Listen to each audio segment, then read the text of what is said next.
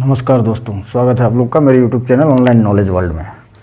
ठीक है, पार्ट 5 आज शुरू करेंगे। मुगलकालीन झारखंड पार्ट 5। इससे पहले 4 वीडियो अपलोडेड है, सबको देख लीजिए। पहले उन चारों को देखिएगा तभी ये आपको अच्छा से समझ में आएगा। ठीक है, शाहजहाँ कालीन नहीं है ये औरंगजेब कालीन झारखंड। औरंगजेब कालीन झारखंड। इस समय झारखंड में क्या प्रभाव पड़ा औरंगजेब के दिल्ली में राजा बनने के कारण, उसके बारे में डिस्कस करेंगे। तो हमारे यहाँ क्षेत्रीय राजाएं जो थी, तो प्रभाव एक को कोई सेंट्रली राजा था नहीं कि मतलब एक ही जगह प्रभाव पड़ेगा। ये क्षेत्रीय राजाओं का गढ़ था झारखंड। तो देखिए, क्षेत्रीय राजाओं में सबसे बड़ा वाला राजा था नागवंशियों पे क्या प्रभाव पड़ा, नागवंशियों पे, नागवंश पे। ठीक है, देखिए पिछले वीडियो में हमने देखा शाहजहाँ काल में रघुनाथ शाह राजा था। रघुनाथ शाह। ठीक है, कुछ दिन तक रघुनाथ शाह यहाँ औरंगजेब के शासनकाल में भी राजा रहता है, और इसके बाद इसका बेटा राम शाह राजा बनता है नागवंशियों का। ठीक है, रघुनाथ शाह के समय में क्या प्रभाव पड़ता है। देखिए, रघुनाथ शाह के समय पूरी शांति रहती है। ये दोनों के समय में शांत रहता है नागवंश। पूरे कोई ज़्यादा बाहरी आक्रमण नहीं होते हैं। ठीक है, लेकिन फिर भी रघुनाथ शाह के समय 2 आक्रमण होते हैं। ठीक है, एक मुगलों द्वारा और एक मेदिनी चेरो द्वारा। मेदिनी चेरो एक बहुत शक्तिशाली राजा बन के अभी उभरा है, मेदिनी चेरो या मेदिनी राय। ठीक है, ये राय वर्ड जब भी आए समझ लीजिए चेरो ही होगा। ठीक है, मेदिनी चेरो द्वारा रघुनाथ शाह पे अटैक। ये मुगलों के द्वारा तो हमने पढ़ लिया था कि ये मुगलों द्वारा जो रघुनाथ शाह में अटैक हुआ था वो शाहजहाँ काल में ही हो गया था। ठीक है, इसलिए इसको यहाँ पे नहीं पढ़ेंगे, वो शाहजहाँ काल में हम लोग पढ़ चुके हैं। शाहजहाँ काल में नहीं, खानजादा बंगाल का जो बिहार का जो सूबेदार रहता है खानजादा आता है, और खानजादा को कुछ मामूली सा रकम रघुनाथ शाह दे के वापस कर देता है। ठीक है, इससे क्या इंपॉर्टेंट क्वेश्चन है दोस्तों, ये मुगलों का जो आक्रमण हुआ था रघुनाथ शाह के काल में, उसकी वर्णन एक फ्रांसीसी यात्री था, फ्रांसीसी यात्री के किताबों में मिलता है। ठीक है, ये इंपॉर्टेंट क्वेश्चन है। फ्रांसीसी यात्री ट्रेवरनर नाम था उसका, ट्रेवरनर। ठीक है, ट्रेवरनियर नाम था, ट्रेवरनियर। ठीक है, ये इंपॉर्टेंट क्वेश्चन है, इसको कर लीजिए। ठीक है, ये तो हम लोग पढ़ चुके हैं शाहजहाँ काल में ही, इसको नहीं पढ़ना है। अब जो मेदिनी चेरो का आक्रमण था, जो इसका बहुत घातक था, ये तो सामान्य आक्रमण था, आक्रमण हुआ भी नहीं था, बीच से लौट के जाना पड़ा मुगलों को, एक मामूली रकम दे दिया उससे। मेदिनी चेरो का जो आक्रमण हुआ वो रघुनाथ शाह के लिए और नागवंशियों का बहुत नुकसानदायक था। इसमें क्या होता है, रघुनाथ शाह पे अटैक करता है, और पूरा इसकी राजधानी कहाँ पे, दोईसा है। अभी मैंने बताया था पिछले वीडियो में कि दुर्जन साल ने अपनी राजधानी दोईसा, खुखरा को हटा के दोईसा बना लिया। क्यों बना लिया, और ये सब कुछ का जिक्र हो चुका है। तो दोईसा में खूब लूटपाट करता है मेदिनी चेरो, खूब धन लेके लूट के ले जाता है, और यहीं से मेदिनी चेरो साम्राज्य को जो संपत्ति मिली थी, सब यही दोईसा के लूटपाट की वजह से ही वो अमीर बना था। और मतलब अब चेरो साम्राज्य इतना बहुत मजबूत हो गया था, मतलब उसके पास इस एरिया का नागवंशियों से ज़्यादा ताकतवर चेरो लोग हो गया था। ठीक है, दोईसा में लूटपाट किया। और एक क्वेश्चन होता है कि यहाँ से इन्होंने एक पत्थर का दरवाज़ा, जो दोईसा के किले में एक पत्थर का दरवाज़ा बहुत बड़ा लगा हुआ था, बहुत सुंदर पत्थर का दरवाज़ा, उसको उखाड़ के ले आया, कहाँ, पलामू ले आया, अपने राज्य में ले आया। ठीक है, और क्या किया, जो इन्होंने इस दरवाजे का कहाँ यूज़ किया, ये अपने एक किला बनाया जिसको नया किला कहते हैं। ठीक है, पलामू का किला, मतलब जब भी पूछे ना तो पलामू का किला 2 भागों में बताए। पलामू का किला एक नहीं है, 2 है, एक पुराना किला, एक नया किला। ठीक है, पुराना किला शाहजहाँ काल में ही बन चुका है, प्रताप राय ने बनाया, प्रताप राय। और नया किला प्रताप राय का बेटा मेदिनी राय या मेदिनी चेरो ने बनाया। ठीक है, तो इस नया किला में ही ये दरवाज़ा को स्थापना किया। ठीक है, अभी जाइएगा तो नया किला में ही आपको ये पत्थर का दरवाज़ा मिलेगा, जिसे नागपुरी दरवाज़ा कहते हैं दोस्तों। लोग इसे देखने के लिए भी जाते हैं, नागपुरी दरवाज़ा। इम्पोर्टेंट क्वेश्चन, नागपुरी दरवाज़ा कहाँ है? तो पलामू तो कोई स्पेशल जगह का नाम नहीं है। पलामू आप क्या बोलता है उसको, बोलिए डाल्टनगंज या मेदिनी नगर। उसी डाल्टनगंज का नाम मेदिनी नगर हो गया है इस मेदिनी चेरो के नाम से ही। मेदिनी चेरो एक बहुत ही महान राजा हुआ करता था। ठीक है, इसके शासनकाल को कहा जाता था चेरो शासन का स्वर्ण युग। चेरो शासन का स्वर्ण युग, शासन का स्वर्ण युग, ये नोट कर लीजिए, स्वर्ण युग। इसका एक टाइटल भी विद्वानों ने दिया है, न्यायी राजा। ये न्यायी राजा, बहुत न्याय के समर्थक में रहता था, हर लोगों के साथ न्याय करता था ये न्यायी राजा। और कहीं कहीं आपको न्यासी राजा भी लिखा हुआ दिखेगा, न्यासी राजा। ठीक है, एक ही वर्ड है, न्यायी बोलिए, न्यासी बोलिए, दोनों का मीनिंग एक ही है। ठीक है, ये मेदिनी चेरो का आक्रमण हो गया। अब हम लोग आते हैं मेदिनी चेरो के आक्रमण के बाद क्या होता है। रघुनाथ शाह इसके बाद बहुत जल्दी ही उबर जाता है इस युद्ध के प्रभाव से। और रघुनाथ शाह धर्म के प्रति इसकी बहुत झुकाव देखिएगा, धर्म के प्रति। ठीक है, ये बहुत सारे धार्मिक कार्य में जुड़ जाते हैं। इसकी फेमस मंदिर रांची में आप जाएंगे ना, इसके 3 बड़े बड़े फेमस मंदिर जो इसके काल में बने हैं। ठीक है, उस मंदिर को भी आप जिक्र करिए, देखिए मदन मोहन मंदिर। ठीक है, मदन मोहन मंदिर। ठीक है, ये रांची के बोड़ैया ग्राम में है, एक गांव का नाम है बोड़ैया। ये बोड़ैया ग्राम, ये रघुनाथ शाह ने ही बनाया है दोस्तों। फिर एक मंदिर है राधा वल्लभ मंदिर, राधा वल्लभ मंदिर। ठीक है, ये 2 मंदिर का इसने निर्माण किया। देखिए मदन मोहन मंदिर जो है दोस्तों, ये अनिरुद्ध नाम का जो इंजीनियर था उस समय का, उसने बनाया है। ठीक है, आप इसको याद रख सकते हैं तो कर लीजिए, ज़्यादा कोई नहीं।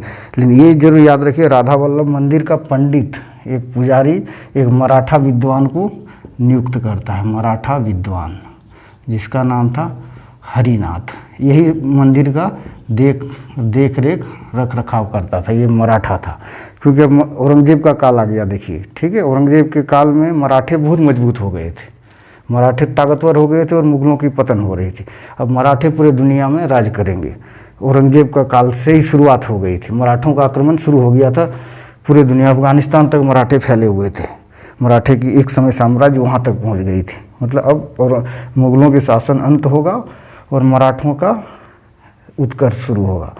ठीक है, आप देखिए ये नाथ, एक क्वेश्चन, ये नाथ टाइटल को यहीं इसी गुरु के वजह से अपने गुरु का टाइटल ही एडॉप्ट किया है इन लोगों ने, रघुनाथ शाह ने। ये रघुनाथ शाह जो है ना, रघु शाह नाम था उसका, तो उन्होंने अपने गुरु का ही टाइटल एडॉप्ट किया था, रघुनाथ शाह।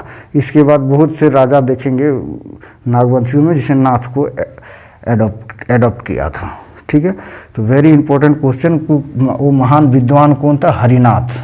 ठीक है, मराठा। और हरिनाथ शाह ने भी एक मंदिर का निर्माण कराया है, उस मंदिर का नाम है राम सीता मंदिर। राम सीता मंदिर, वहाँ के लोकल लोग उसे राम मंदिर ही कहते हैं। और ये कहाँ पे है? रांची स्टेशन से जस्ट उतर के आप इसको देख सकते हैं, रांची रेलवे स्टेशन के जस्ट बाजू में ही है राम सीता मंदिर, ये हरिनाथ ने बनाया था। तो 3 मंदिर देखिए रघुनाथ शाह के शासनकाल में बने। क्लियर, ये आपको याद रखना ही पड़ेगा। चलिए अब क्या हुआ, इसके बाद रघुनाथ शाह की मृत्यु हो जाती है और राम शाह बनते हैं राजा। ठीक है, राम शाह के शासनकाल में क्या होता है? राम शाह एक ये था, क्या नाम, साम्राज्यवादी था, अपना साम्राज्य का विस्तार साम्राज्यवादी था। अगर आप देखिएगा नागवंशियों में सबसे ज़्यादा साम्राज्य का विस्तार किसने किया? तो राम शाह ने ही किया है। राम शाह ने अपने आसपास के सारे राजाओं को परास्त किया था, जैसे रीवा के बघेलों पे, के बघेल राज्य पे अटैक करके उसको जीत भी लिया था। ठीक है, अभी ये रीवा कहाँ, रीवा जानते हो छत्तीसगढ़ या एमपी का कोई जिला है रीवा। ठीक है, इसको जीत लिया था। सिंहभूम भी को भी अटैक करके जीता था, मगर वो सिंहभूम के राजाओं को इसने हटाया नहीं, वो सिंहभूम का ही वही राजा सब रहने लगा। ठीक है, पलामू में भी अटैक किया इसने। ठीक है, मगर पलामू में तो शक्तिशाली राजा है अभी मेदिनी चेरो उधर, फिर भी अपने साम्राज्य के विस्तार में ये सब जगहों पे इन्होंने अटैक किया था। और साम्राज्य को विस्तार सिर्फ लड़ाई के दम पे नहीं, एक और पद्धति भी इसने अपनाया, विवाह पद्धति। ठीक है, इन्होंने विवाहिक रिश्ता कायम करना अपने पड़ोसी राजाओं से विवाहिक रास्ता अपनाया, ताकि पड़ोसी देश मेरा दुश्मन ना रहे, दोस्त बना हुआ रहे। विवाह करने का यही होता था। तो इसने क्या किया, रीवा के जो बघेल थे, बघेल, इसमें क्या किया इसने, इसका बेटा देखिए राम शाह का बेटा भी ऐनी शाह बनेगा। ठीक है, ऐनी शाह भी राजा बनेगा। तो ऐनी शाह का शादी बघेल राज्य की राजकुमारी के साथ कराता है। ठीक है, और अपनी बहन का शादी, और ये राम शाह क्या कहता है, अपनी बहन का शादी सिंहभूम के राजा, उस समय सिंहभूम के राजा जो था ना, सिंह वंश के राजा, सिंह वंश का कहाँ राजा था, पोरहाट, जिसको आजकल हम लोग जगन्नाथपुर का जानते हैं। पोरहाट का नया नाम जगन्नाथपुर है। ठीक है, तो सिंह वंशी राजाओं से अपनी बहन की शादी दे देता है। ठीक है, किससे, जगन्नाथ सिंह से, जगन्नाथ सिंह। और इसी जगन्नाथ सिंह के वजह से ही पोरहाट का नाम जगन्नाथपुर पड़ा है दोस्तों, जगन्नाथपुर। ठीक है, ये पश्चिम सिंहभूम में एक अनुमंडल है जगन्नाथपुर। क्लियर, ये वैवाहिक रिश्ता बनाया सबके साथ, मतलब आसपास के लोगों अमन शांति बनाने के लिए। ठीक है, और लूटपाट भी करके धन भी लाया इन्होंने। तो बस इतना प्रभाव पड़ा औरंगजेब काल में, ये घटनाएं हुई नागवंशियों का। क्लियर, अगला चलिए कि याद आ गया, मेरा एक सब्सक्राइबर है भाई राकेश कुमार, उन्होंने बहुत अच्छा सजेशन दिया है मुझे कि सर गुरुकुल खोलिए, और मैं इस बात को एग्री भी करता हूं कि मैं ज़रूर खोलूँगा। डेट भी बता देता हूं, आप मुझे पता कीजिएगा उस डेट में खुला कि नहीं। 1 जनवरी 2026 को, उससे पहले तक मैं कहीं दूसरे जगह व्यस्त हूँ। ठीक है, इस दिन खुलेंगे और आपको मैं उस समय एक टीचर के रूप में बुलाऊंगा। ठीक है, धन्यवाद आपका सजेशन के लिए, बहुत अच्छा लगा आपका सजेशन, और मेरे ये कॉन्सेप्ट मेरा बहुत सुंदर लगा। गवर्नमेंट तो करेगी नहीं, तो हम ही लोगों को स्टेप लेना पड़ेगा। चलिए अब आगे हम पढ़ते हैं चेरो वंश में। चेरो मतलब पलामू में क्या प्रभाव पड़ा चेरो वंशों पे। देखिए पिछले वीडियो में हमने देखा था शाहजहां काल में क्या हुआ, प्रताप राय कौन है, मेदिनी राय का बाप। ठीक है, प्रताप राय को 1 करोड़ दाम फिक्स कर दिया भाई, 1 करोड़ दाम, इतना पैसा तुम्हें महीना देना पड़ेगा साल में, और तुम राजा बनो, चेरो राज काज चलाओ। ठीक है, लेकिन ये कभी दिया नहीं गया, कभी नहीं दिया गया ये पैसे, बस फिक्स कर दिया था। तो यहाँ तक आपको पिछले वीडियो में पढ़ा था। उसके बाद प्रताप राय के बाद कुछ दिन के लिए इसका बड़ा बेटा भोपाल राय बनता है राजा, ये मारा जाता है, तो तब जाके एक महान राजा मेदिनी राय पैदा होता है। ये मेदिनी राय राजा बनता है, भोपाल राय के बाद मेदिनी राय राजा बनता है। ये कुछ दिनों तक भोपाल राय रहता है। ठीक है, अभी प्रताप राय का भी जिक्र होगा, इसीलिए आपको पहला वीडियो देखना पड़ेगा, तब जाके अच्छा से क्लियर होगा। जैसे ही मेदिनी राय राजा बनता है, ये 1 करोड़ दाम बोलता नहीं देंगे। ठीक है, जो दिया मेरे बाप ने दिया। ठीक है, और उसने भी नहीं दिया है, एक उसी समय पहली बार ही दिया था, पहली बार जब स्वीकार किया था उसी समय सिर्फ दिया था। और था मतलब इसके ऊपर था कि देगा, कभी न कभी देगा, कभी न कभी देगा। मेदिनी राय ने बोला कि जा नहीं देंगे। ऊपर से क्या क्या, मेदिनी राय ताकतवर था और बहुत मजबूत बनाया था, पैसे लूट के लाया, नागवंशियों को लूट के पैसा वैसा लाया, सेना लाया। तो ताकतवर हो गया। मेदिनी राय अब क्या करता है, उल्टा मुगलों को ही लूटना शुरू कर देता है। मुगलों को ही, जो आसपास में मुगलों का जीता हुआ एरिया है उसी में अटैक करना शुरू कर देता है और खूब धन जुटाता है। ठीक है, तो उस औरंगजेब टाइप के साम्राज्यवादी राजा को ये पसंद तो होगा ही नहीं, तो इस क्या करेगा, इसको हराने के लिए भेजेगा। कॉन्सेप्ट तो पता ही है, किसको भेजेगा, बता दिया पिछले वीडियो में, बिहार के सूबेदार को, ठीक है, इसको भेजेगा। अभी कौन है, दाऊद खां है। ठीक है, दाऊद खां को भेजता है कि जाओ मेदिनी चेरो को मार के आओ, इसको परास्त करके आओ। तो ये कब निकलता है वहाँ से, 1660 ईस्वी में, 1660 ईस्वी है, तो दाऊद खां आता है मेदिनी राय को हराने के लिए। ठीक है, रास्ते में वो किधर वाले, गया होते हुए रास्ते को से आता है, गया रूट से आता है। तो उस रूट से जब आएगा तब देखिए कि रास्ते में उसको सबसे पहले कोठी का किला मिला। ठीक है, कोठी का किला, इस किला को बड़ी आसानी से दाऊद खान ने जीत लिया और कोठी के किला से ही में ही रुक गया। ठीक है, कोठी के किला से ही रुक गया और वहीं से लूटपाट करना शुरू कर दिया, वहीं से धमकी देना शुरू कर दिया कि आत्मसमर्पण कर दो रे मेदिनी चेरो। ठीक है, तो यहीं से सारे काम किया था उसने।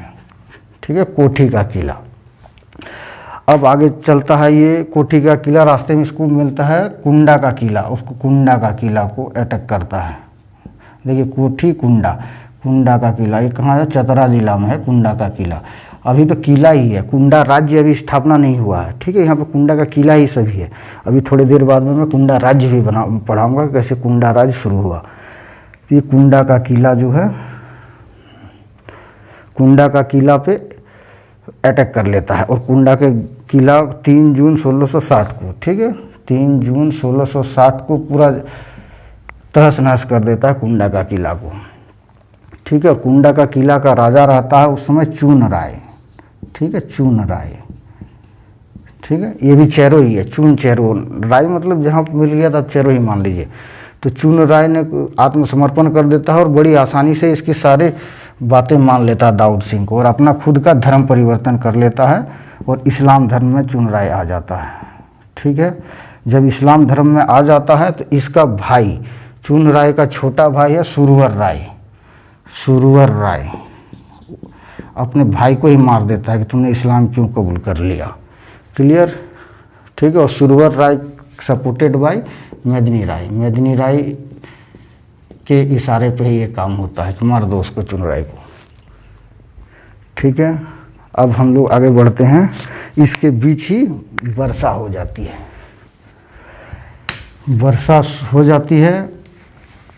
और वर्षा जब शुरू हो जाती है तो वो कोठी के किले में टिका हुआ है, कोठी के किले में शरण लिया हुआ है। ठीक है, अब कुंडा भी इसके हाथ में आ गया है, तो यहाँ से वो औरंगजेब को भेजता है खबर। ठीक है, औरंगजेब को खबर भेजता है कि भाई ऐसा ऐसा है, कोठी और कुंडा हम जीत लिए हैं। अब हम लोग बढ़ते हैं कहाँ, पलामू के किला। मेन तो पलामू का किला है चेरो का। ठीक है, पलामू के किले ये जीतेगा तभी ना पूरी तरह से पलामू जीता, चेरो वंशी को हराएगा। ठीक है, तो ये कुकुंडा के किले से आता है कहाँ, पलामू आने का कोशिश करता है। तो रास्ते में एक तरहसी बोल के जगह है, तरहसी के रास्ते से आता है। तो तरहसी के जगह पे मेदिनी चेरो अपना ये सूरत सिंह को भेजता है, अपना जो सेनापति है सूरत सिंह को भेजता है तरहसी। सूरत सिंह, याद आया ये सूरत सिंह कौन है, ये सूरत सिंह वही सूरत सिंह है जो शाहजहां काल में जब कैद कर लिया था प्रताप राय को, तो इसी सूरत सिंह ने ही छुड़ाया था कैद से। ठीक है, यही सूरत सिंह बाद में ये सेनापति बनता है। ये सूरत सिंह और यहाँ दाऊद के बीच में एक समझौता होता है। ठीक है, दाऊद को बोलता है भाई हम तुम्हारी शर्तों को मानते हैं, तुम अटैक उटक मत करो। दाऊद ये कि ये समर्पण कर रहा है, संधि करने के लिए तैयार है चेरो वंशी, ये सारे मैसेज भेजा जाता है औरंगजेब के पास। ठीक है, औरंगजेब के पास भेजा जाता है। ठीक है, ये संधि के लिए तैयार है। तो औरंगजेब ने शर्त रख देता है कि कुछ पैसे हमें दो और मेदिनी चेरो को इस्लाम कबूलने के लिए बोलो, तभी नहीं अटैक होगा। ठीक है, मेदिनी चेरो के लिए वो इस्लाम कबूल करने बोलो। ठीक है, और इससे पहले क्या होता है दोस्तों, इससे पहले भी एक घटना होता है। जब वो संधि का प्रस्ताव औरंगजेब के पास गया हुआ था ना, जब संधि का प्रस्ताव यहाँ पे हो जाता है तरहसी में, उस समय क्या होता है कि कुछ यहाँ के जो चेरो वंश का, चेरो का कुछ सेना मिल के दाऊद खां के सेना पे लूटपाट कर देता है। तो इससे नाराज़ होकर मेदिनी चेरो, इससे नाराज़ होकर दाऊद खां और आगे बढ़ जाता है, किले के आसपास हो जाता है, किले के आसपास आ जाता है। उसके बाद खबर आती है कि मेदिनी को बोलो इस्लाम कबूल कर ले। मेदिनी ने मना कर दिया कि इस्लाम तो कभी नहीं कबूल कर सकता हूँ। ठीक है, अब क्या होता है, औरंगा नदी के किनारे लड़ाई होता है। वो औरंगा नदी, आप देखेंगे कि औरंगा नदी वहीं है। इम्पोर्टेंट क्वेश्चन ये भी है कि पुराना किला और नया किला के पास कौन सा नदी है, औरंगा नदी है, प्लस डाल्टनगंज किस नदी के किनारे है, औरंगा नदी के किनारे। तो औरंगा नदी के किनारे इम्पोर्टेंट क्वेश्चन होगा कि मुगलों और चेरो के बीच किस नदी के किनारे लड़ाई हुई, औरंगा नदी के किनारे लड़ाई हुई है। ठीक है, इसमें अब ऑब्वियसली है कि हार ही जाएगा, चेरो के पास उतनी सेना है ही नहीं, मुगलों के पास तो अपार सेना है। लेकिन चेरो ने खूब बहादुरी से लड़ा, अंत तक आत्मसमर्पण नहीं किया। इधर मेदिनी चेरो ने क्या किया, जितने भी धन दौलत था सब गुप्त रास्ते से निकाल के भिजवा दिया इसके रिश्तेदार सुरगुजा में, सुरमुमगढ़, उस समय नाम था सुरमुमगढ़, सुरमुमगढ़ अब सरगुजा है, सरगुजा नाम से छत्तीसगढ़ में एक जिला है। ठीक है, अपने रिश्तेदार के वहाँ भिजवा देता है। और इन लोग जितने भी मैन तो अटैक इन लोग औरतों के ऊपर करता है जुल्म, तो ये फिक्स था, सारे औरतों को निकाल के जंगलों में भेज दिया गया। औरतों, बच्चों, ये सब को निकाल के जंगलों में भेज दिया गया। ठीक है, मतलब अपनी संपत्ति को बचा के रखा इसने, ताकि बाद में वही संपत्ति यूज़ करके फिर से अटैक किया जा सकता। मेदिनी चेरो यहाँ हार नहीं मानता, वो सरगुजा अपने रिश्तेदार के पास चला जाता है, वहाँ से अपनी शक्ति ये करता है, शक्ति को बढ़ाता है।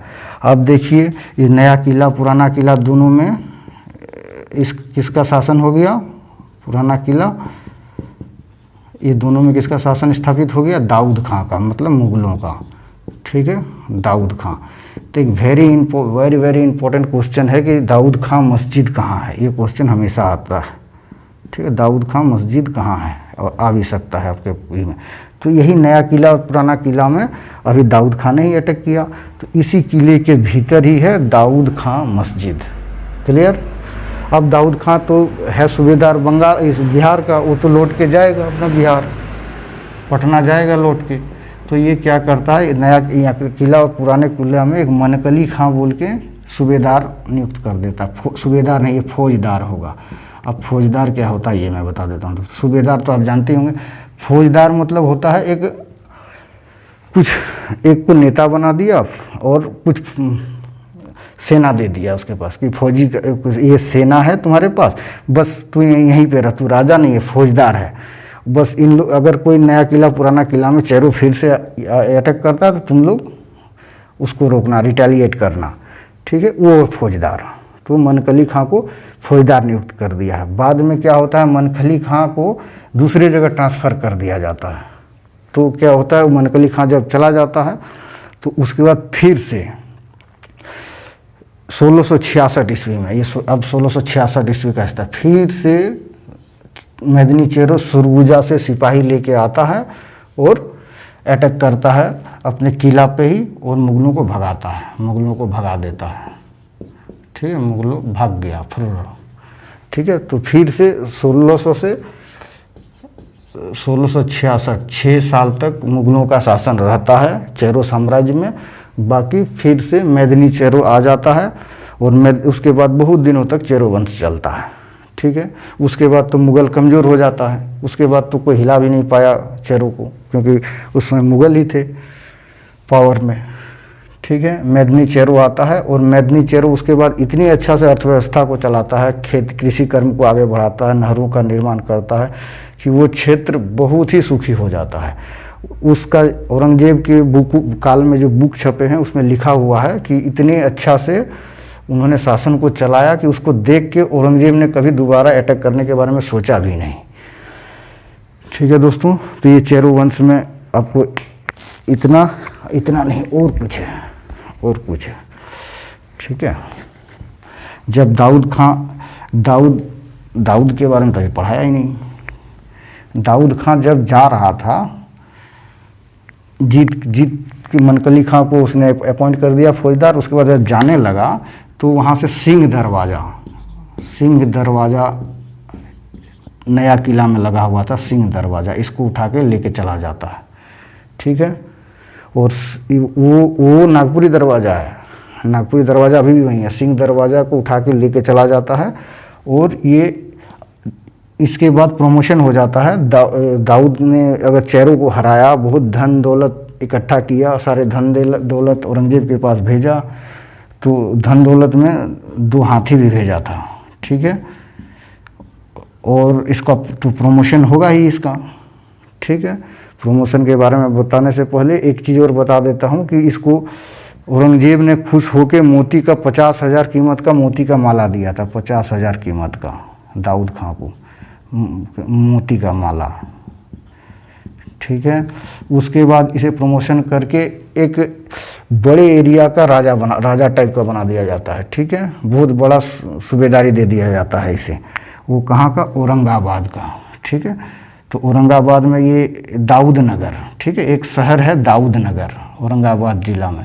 इसी दाऊद खां के नाम पे ही दाऊद नगर शहर बना है, वो दाऊद खां ने ही इसे बसाया है। ठीक है, तो दाऊद नगर किसने बसाया? औरंगाबाद जिला में, दैट इज दाऊद खां ने। ठीक है, और इसके अंदर जो आसपास मुगलों के जीते हुए क्षेत्र थे, उस क्षेत्र को भी इसको दे दिया, अमछा, गोह और मनोरा। अमछा, गोह, आसपास के छोटा छोटा एरिया था, मनेरा, ये सब भी दाऊद के अंदर दे दिया। दाऊद एक छोटा मोटा राजा टाइप का काम शासन चलाने लगा मुगलों के अधीन। ठीक है, तो ये प्रभाव हुए दोस्तों।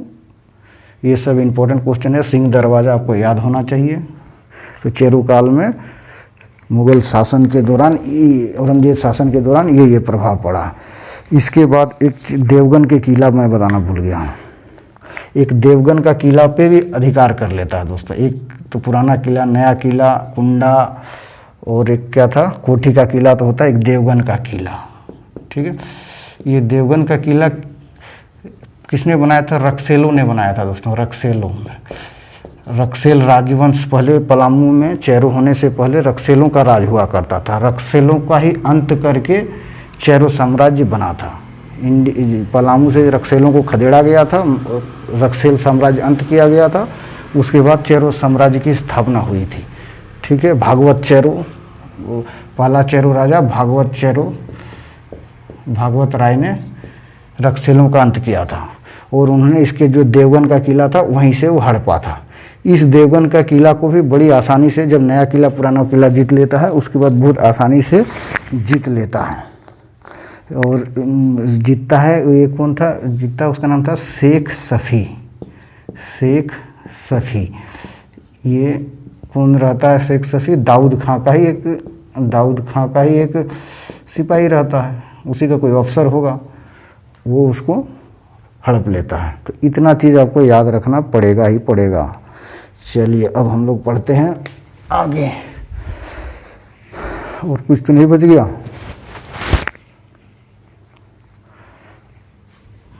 चलिए, भूल जाता हूँ कभी कभी, जब मेरा वीडियो लेक्चर ख़त्म होता है तब मुझे याद आता है कि ये चीज़ बताना चाहिए। कोई नहीं, चलिए आगे हम लोग पढ़ते हैं। 2 बड़े बड़े जो एरिया थे उसका प्रभाव। अब सिंह वंश पे क्या प्रभाव पड़ा दोस्तों? सिंह वंश तो आप जानते ही हो, वो औरंगजेब के काल से ही, जो रंजीत सिंह ने गुलामी स्वीकारी थी, वही प्रथा चला रहा है। तो वही मालगुजारी देने का सिस्टम है, अभी मालगुजारी दिया जा रहा है। क्लियर? इस समय मालगुजारी दिया जा रहा है। अब तो उस समय राजा कौन रहता है ये भी शायद आपको पता चल गया होगा, जगन्नाथ सिंह राजा रहता है, क्योंकि जगन्नाथ सिंह से शादी देता है कौन, राम शाह अपनी बहन का। तो सिंह वंश, उस सिंह वंश का राजा उसमें जगन्नाथ सिंह और कुछ दिन के लिए महिपाल सिंह होता है दोस्तों, ठीक है, महिपाल सिंह। ये समकक्ष पूछेगा कि इसके औरंगजेब के समकक्ष सिंह वंश का राजा कौन था। तो इसमें कभी तो उसको अटैक किया ही नहीं, इसीलिए ये कभी इसके साम्राज्य में आया ही नहीं, बस मालगुजारी दे रहा है। औरंगजेब के साम्राज्य में आया नहीं है। मालगुजारी जो देगा वो तो आराम से स्वतंत्र जी सकता है, पैसा मालगुजारी देते रहो समय पे। तो सिंह वंश पे वही कंटिन्यू रहा, पहले जैसा ही कंटिन्यू रहा। अब होता है कि हजारीबाग एरिया में क्या रामगढ़ राज्य, ठीक है, जैसे रामगढ़ राज्य उस समय, तो हजारीबाग एरिया मान लीजिए उसको, ठीक है। हजारीबाग एरिया में क्या प्रभाव पड़ा उसका, तो हजारीबाग उस समय के एरिया में 5 छोटे छोटे राजवंश थे, ठीक है। एक रामगढ़ राज्य जो सबसे शक्तिशाली था, एक 6 राज्य आप जानते हैं ना, 6 चंपा जिसे हम लोग कहते हैं, 6 चंपा, ठीक है। ये संथाल जाति आदिवासियों का मूल स्थान था। ये वो अपने गौरवशाली इतिहास को जोड़ते हैं 6 चंपा राज्य से। उसके सारे जो भी गीत होते हैं, नाटक होते हैं, उसमें 6 राज्य के बारे में आपको पता चलेगा। 6 राज्य हो गए। उसके बाद केंदी राज्य, खड़गडिहा राज्य, एक और क्या बच गया, रामगढ़, 6, खड़गडिहा, एक कुंडा, ठीक है, कुंडा राज्य, ठीक है। वो कुंडा का किला था, कुंडा राज्य अभी शुरुआत होगा। रामगढ़ के राजा, देखिए रामगढ़ पता ही है कि रामगढ़ जिला में है, केंदी चतरा जिला में है दोस्तों अभी फ़िलहाल, खड़गडिहा गिरिडीह में है, और खड़गडिहा और कुंडा ये भी चतरा में है। 6 अभी हजारीबाग जिला में है, तो ये सब कंफ्यूज नहीं होइएगा, ठीक है। तो ये उस समय का हजारीबाग, उस समय गिरिडीह भी तो हजारीबाग से ही अलग हुआ है ना। चतरा ये सब चतरा, गिरिडीह, ये रामगढ़, ये सब कौन बना है, पुराना दक्षिण छोटा नागपुर से ही बना है, दक्षिण या उत्तरी जो भी है, जो भी छोटा नागपुर था उसी से बना है। जिसका हेडक्वार्टर हजारीबाग था उसी से कट के ये सब बना है, ठीक है। अब थोड़ा मैं बता देता हूँ इसके बारे में। कुंडा राज्य का स्थापना क्यों हुआ दोस्तों, कुंडा राज्य की स्थापना औरंगजेब ने ही करवाया था, ठीक है, औरंगजेब ने ही करवाया था राम सिंह के द्वारा। एक बुंदेला राजा, ठीक है, बुंदेला राजपूतों का डिफरेंट टाइप होता है ना, तो बुंदेला राजपूत था ये। राम सिंह ने कुंडा राज्य की स्थापना किया, ठीक है, चतरा में। इसको औरंगजेब ने इसलिए कराया कि औरंगजेब को अभी सबसे खतरा शिवाजी महाराज से है, मराठों से है, कि उनके सारे एरिया को छीन न ले। तो यहाँ पे घाट जो होते ना, घटवाल होते थे, घाट पहाड़ों से होकर गुजरना पड़ता था, तो बहुत सारे घाट थे। उस होते हुए मराठा न आ जाए उसके एरिया में, क्योंकि झारखंड आएगा तो बंगाल आ जाएगा और बिहार आ जाएगा। इसीलिए उसने स्पष्ट रूप से कुंडा राज्य की स्थापना की थी राम सिंह बुंदेला के द्वारा, ठीक है। रामगढ़ में देखिए क्या होता है, प्रभाव पड़ता है। रामगढ़ राजा दलेल सिंह रहता उस समय, ठीक है, ये भी इम्पोर्टेंट क्वेश्चन कि रामगढ़ का राजा औरंगजेब काल में कौन रहता है, दलेल सिंह। दलेल सिंह एक काम क्या करता है, इसकी राजधानी रहता है बादम, ठीक है। बादम से हटा के रामगढ़ राज्य की राजधानी रामगढ़ ले जाता है। क्यों? क्योंकि मुस्लिम आक्रमणकारियों का जो रास्ता होता था, प्लेन रास्ता, मुस्लिम आक्रमणकारी आएंगे कैसे, वो प्लेन रास्ते से ही आएंगे, इसलिए प्लेन रास्ते में ही पड़ता था बादम, ठीक है। बादम अभी भी रामगढ़ जिला में ही है, ठीक है। तो ये रामगढ़ राज्य में ये प्रभाव पड़ा।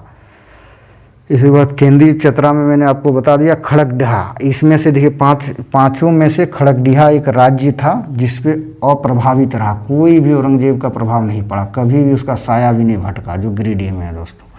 ये आपको याद रखना है। केंद्रीय राज्य कहाँ है, ये सब चीज़ आपको याद रखना है। यहाँ ये कुंडा राज्य को क्यों ये किया था, मराठों और पिंडारियों का शक्ति बढ़ रहा था।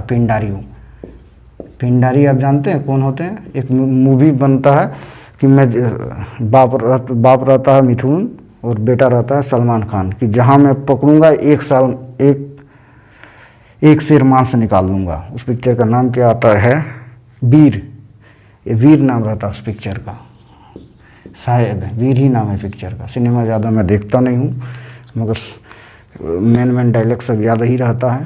तो उस पिक्चर में पिंडारियों के बारे में बताया गया था, तो पिंडारी और मराठों को रोकने के लिए बना था ये, ठीक है। हजारीबाग एरिया में ये ही क्वेश्चन इंपॉर्टेंट, और आपको याद रखना पड़ेगा कि औरंगजेब के शासनकाल में हजारीबाग एरिया में कितने राजवंश थे। ये क्वेश्चन कहीं मैंने देखा हूँ आया, 5 राजवंश थे। क्लियर। अब हम लोग आगे बढ़ते हैं, कहाँ बढ़े आगे। अब देखिए धनबाद, जब पंचायत में भी एक राजा है, पंचायत में क्या प्रभाव पड़ता है। पंचायत में देखिए क्या होता है। पंचायत में आपने देखा था वीर नारायण, शाहजहाँ काल में ही वीर नारायण सिंह का अटैक होता है। और स्वीकार कर लेता है गुलामी, वो परंपरा चलता ही आ रहा है। और क्या होता है, इसको राज्य भी मुगलों के डर से इसने अपनी राजधानी को भी चेंज करना पड़ा। 1700 ईस्वी में एक राजधानी अपना चेंज किया। संभवतः मैं कहीं नहीं देखा, पूरे विकिपीडिया ये वो छान के देख लिया कि राजधानी चेंज कहाँ होके गया, लेकिन मेरा गुरुजी का बात अगर मानोगे तो कतरासगढ़ हो गया था। कतरासगढ़, इसको ग्रांटेड नहीं लीजिएगा कि सही में कतरासगढ़ ही हो गया था। कतरास, ठीक है, जस्ट बंगाल से सटा हुआ है कतरास, ठीक है। तो ये पंचायत में प्रभाव पड़ा। आगे देखते हैं संथाल परगना में इसका क्या प्रभाव पड़ा। एक ढालभूम में क्या प्रभाव हुआ। ढालभूम, देखिए ढालभूम में ने सत्ता स्वीकार कर लिया। ढालभूमगढ़ का राजा था। ढालभूम देखिए राजा अब तक नहीं सुने होंगे, ढाल राजाओं का अब उत्पत्ति हो रहा है, ठीक है, औरंगजेब काल में। पहले अभी तक ढाल राजाओं का नहीं आ रहा था। चंद्रशेखर ढाल ने सत्ता स्वीकार कर लिया औरंगजेब की। चंद्रशेखर ढाल, और सत्ता स्वीकार करना मतलब तू ही राजा रहा बट मालगुजारी देता रहा। चंद्रशेखर ढाल, ठीक है। संथाल परगना में क्या प्रभाव पड़ेगा दोस्तों। संथाल परगना में सबसे कम मुगलों का अगर प्रभाव किसी परगना में पड़ा था वो संथाल परगना में, ठीक है। कभी भी क्या बोलता है, पूरी तरह से संथाल परगना तो आज़ाद ही रहा है, आज़ाद ही घूमता रहा। देखिए संथाल परगना इससे पहले क्या था, राजधानी बंगाल, पूरा कोलकाता, मेदिनीपुर, 24 परगना कहीं भी चले जाओ या बांग्लादेश चला जाओ, उस समय का बंगाल सब का राजधानी हुआ करता था राजमहल, ठीक है, जो साहिबगंज जिला में। तो आपने पिछले शाहजहाँ काल में आपने देखा कि राजधानी राजमहल से हटा के कहाँ कर दिया गया बंगाल की राजधानी, दैट इज ढाका। क्लियर। तो जब और राजमहल में सब कुछ चला गया, जो भी चीज़ राजधानी में होता है, बस सिर्फ एक शाही टकसाल वहाँ बच जाता है। शाही टकसाल, जो आज भी आप कहीं जाएंगे तो टकसाल का अभी भी लोग देखते हैं, साला था क्या, जहाँ सिक्के ढलते थे। तो राजमहल में सिर्फ शाही टकसाल रह गए थे। तो अब देखिए जब राजधानी चला गया तो यहाँ पे सेना उना होगा नहीं मुगलों का, सेना उना तो मुगलों का है नहीं। तो ये बहुत खुला जगह, खुली तिजोरी हमेशा खतरनाक होता है। तो ये खुली तिजोरी है राजमहल। तो आसपास के जो छोटे छोटे राजा थे उन्होंने अटैक करना शुरू कर दिया राजमहल पे। वो राजा थे कौन, शोभा सिंह और रहीम खां, ठीक है, रहीम खां। यहाँ देख देता हूँ, ये आ जाइए, शोभा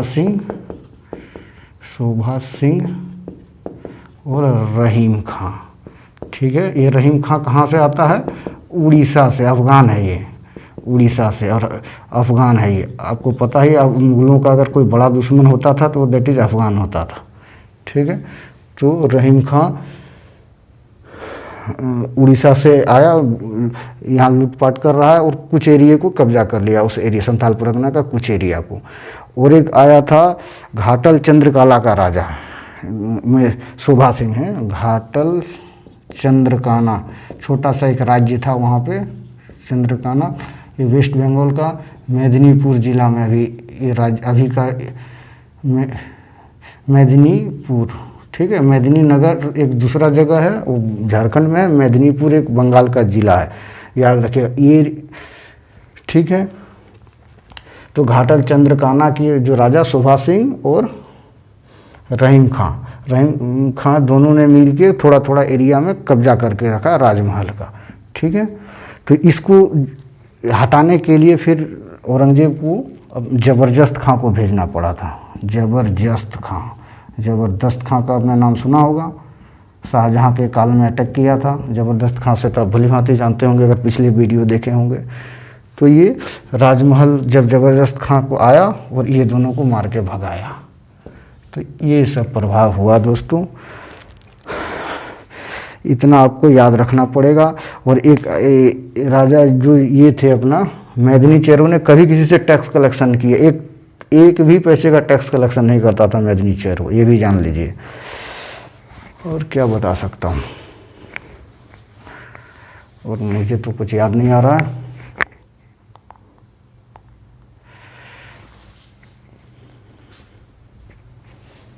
चलिए दोस्तों, बस इतना ही, और कुछ नहीं याद आ रहा। नहीं तो याद आएगा तो फिर। अभी मुगलों की ख़त्म कहाँ हुआ है, मुगल अभी औरंगजेब के बाद वो गरीब मुगल बचा हुआ है ना, जो कमज़ोर मुगल, उन लोग को भी पढ़ना है, उस दौरान कर देंगे।